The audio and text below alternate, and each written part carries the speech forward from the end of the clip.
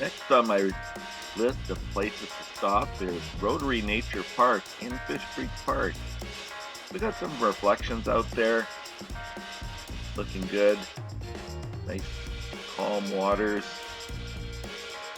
Got a goose in the water, two-headed goose, and looks like he's got some friends with him.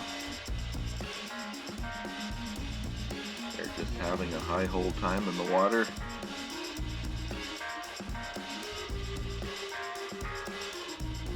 And moving along, we come across some wildflowers.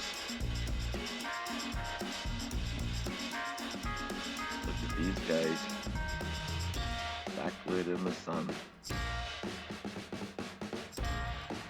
And brown-eyed Susie, Alberta wild rose. They're everywhere.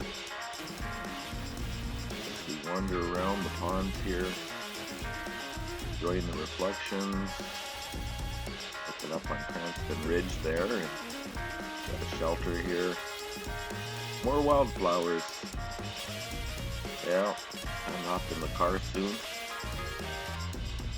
as we continue on here and wrap up this event.